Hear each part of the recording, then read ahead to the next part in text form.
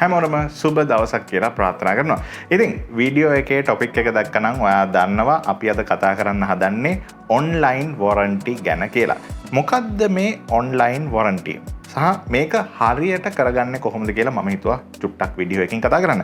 ඇත්තටම මම මේ වීඩියෝ එක කරන්න හිතුවේ මෑතකදී සිදුවුණ එක්තරා සිදුවීමක් හින්දා. ඉතින් සමහර විට ඔයා Facebook එකේ මෙන්න මේ වගේ පෝස්ට් එකක් මේ දවස්වල එහාට මෙහාට සැරිසරනවා දැකලා ඇති. ඉතින් මම මෙතනදී මේක පෝස්ට් කළේ කවුද එහෙමත් නැත්නම් මේ සිද්ධිය සිදුවුණු ආයතනය ගැන කතා කරන්න යන්නේ නැහැ.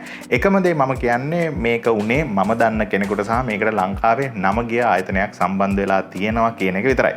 ඒ කොහොම වුණත් මෙතනදී DJI drone එකක online warranty claim එකක් කරන්න යද්දි මේ ආයතනයම claim එක කරපු පුද්ගලයාගෙන් යම්කිසි මුදලක් ඉල්ලලා තිනවා මේක හදන්න.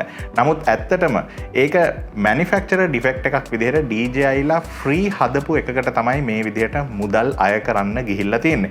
ඉතින් මෙතනදී කවුද හරි කවුද වැරදි කියලා ඒ දේවල් මම කතා කරන්න යන්නේ නැහැ. ඒ කොහොම වුණත් මේ වගේ දෙයක් ඔයාට නොවෙන්න online warranty ගැන අද වීඩියෝ එකෙන් මම හිතුවා පොඩ්ඩක් කතා කරන්න.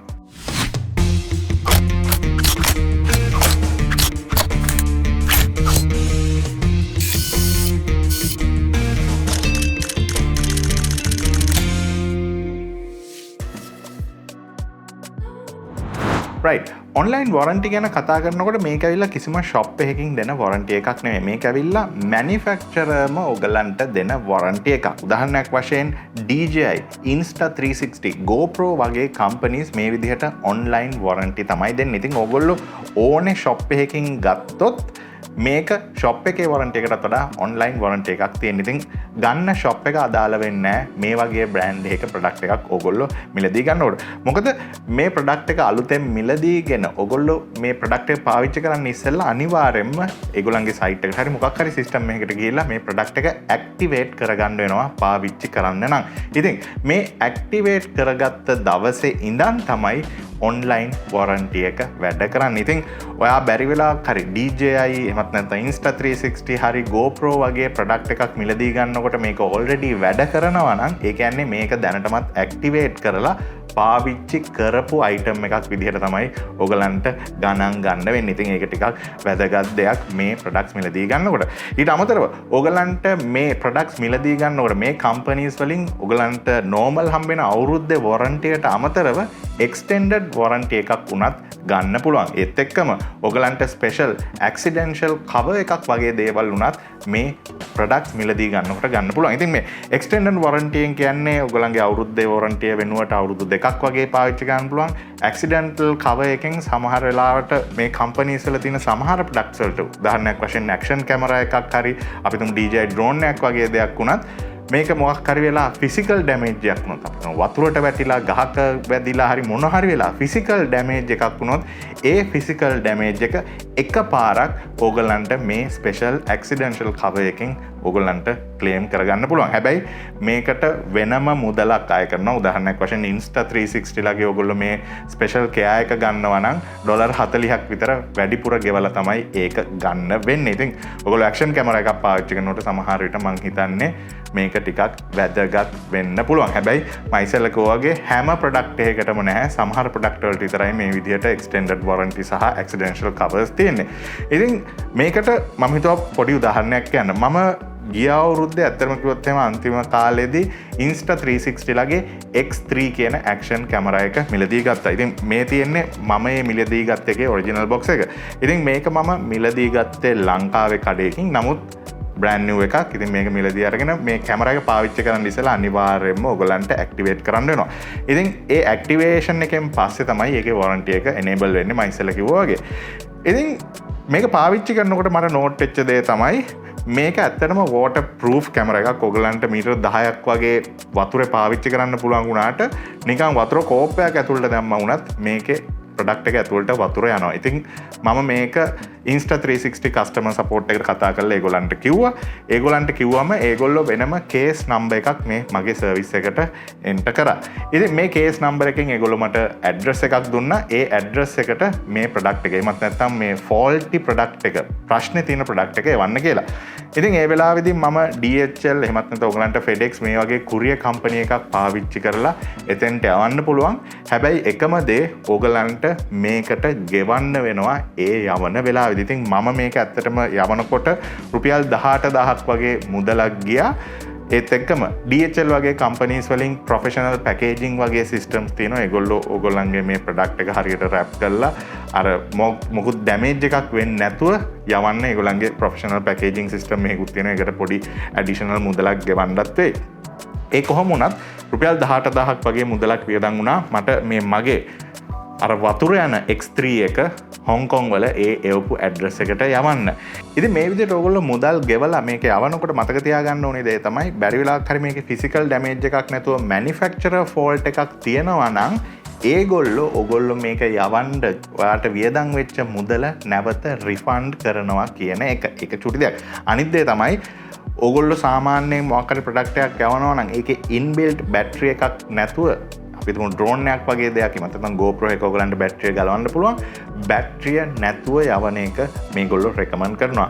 මගේ මේ ප්‍රොඩක්ට් එකේ මම බැටරි එකත් එක්ක යවුවේ. මොකද මේ බැටරි ඩෝ එකෙන් තමයි කෙලින්ම වතුර ඇතුළට යන්නේ. ඉතින් ඒකින් හින්දා මම බැටරියත් එක්ක යවුවේ. මම මේක කිව්වේ සාමාන්‍යයෙන් ඔයගොල්ලෝ බැටරියත් එක්ක යවනවා නම් ඒකට ස්පෙෂල් ෆෝම් එකක් තියෙනවා. ඔයගොල්ලෝ යවන DHL එකට හරි FedEx එකට හරි ඉන්ෆෝම් කරන්න ඕනේ මේකේ බැටරියක් තියෙනවා කියලා. මොකද ඒක කියන්නේ නැතුව යවුවොත් එහෙම සමහර විට කොහේ හරි තැනකින් මේකේ බැටරියක් තියෙනවා කියලා ඩිටෙක්ට් වුණොත් ඒක ඉන්ෆෝම් කරලා නැති වුණොත් සමහර විට ඔයාගේ ශිප්මන්ට් එක නැවත රිටර්න් වෙන්න පුළුවන්. ඉතින් ඒකින්ද ඒක ටිකක් ඉම්පෝටන්ට් දෙයක්. බැටරියක් යවනවා නම් මතක තියාගන්න ප්‍රොඩක්ට් එකේ බැටරි එකේ ෆෝල්ට් එකක් නැත්නම් බැටරිය යවන්න එපා. ප්‍රොඩක්ට් එක විතරක් යවන්න.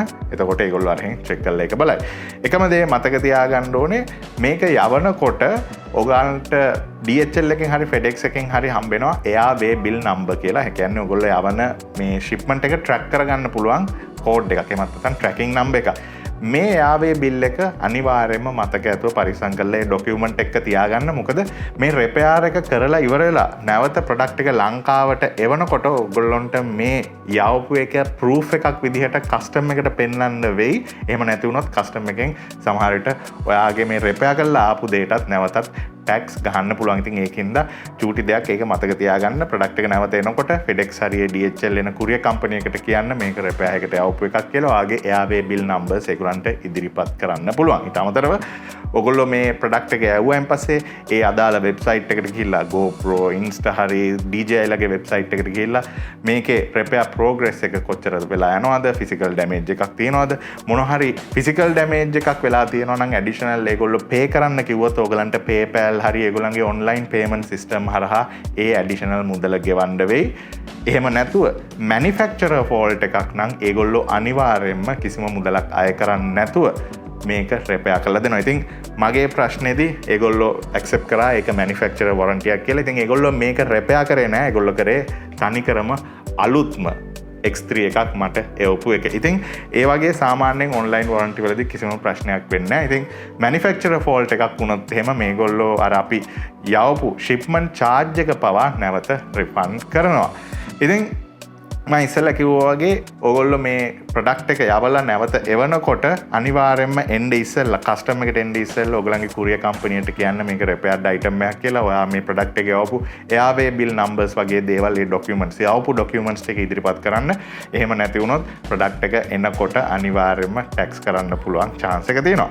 ඊට පස්සේ අපි දැන් යවනකොට මම අර රුපියල් 18000ක් වියදම් කරා කිව්වා මේ ප්‍රොඩක්ට් එක යවනකොට මේ යවපු මුදල සාමාන්‍යයෙන් ඒගොල්ලෝ ඩොලර්ස් වලට කන්වර්ට් කරලා නැවත අපිට රිෆන්ඩ් කරනවා.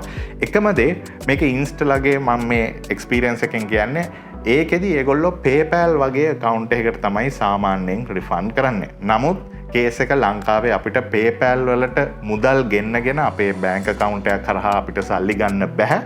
ඉතින් ඒකින්ද ඒගොල්ලෝ මට ඔප්ෂන්ස් කිහිපයක් දුන්නා. එකක් ඇවිල්ලා ඒ ඩොලර් ගානට හරියන මොනහරි ඉන්ස්ටාලගේ ඇක්සසරීස් මිලදී ගන්න පුළුවන් කියලා. එහෙම නැත්නම් ඕගොල්ලෝ වෙන ඉන්ස්ටාලගේ වෙන මොකක් හරි ප්‍රොඩක්ට් එකක් ගන්නවා නම් ඒකට ඒ ගාන අඩු කරලා ඒක මිලදී ගැනීමේ හැකියාව තියෙනවා. ඉතින් ඒක තමයි පොඩි ලූප් හෝල් එකකට තියෙන. මොකද ඕගොල්ලෝ යවන අර ෂිප්මන්ට් එකේ කොස්ට් එක රිෆන්ඩ් කරන විදිහ ඉන්ස්ටලාගේ මගේ එක්ස්පීරියන්ස් එකත් එක්ක ඒක චුට්ටක් විතර පොඩි ප්‍රශ්න සහගත පැත්තක් තිබුණා අර PayPal එකේ සල්ලි ගන්න බැරි වෙන එකට.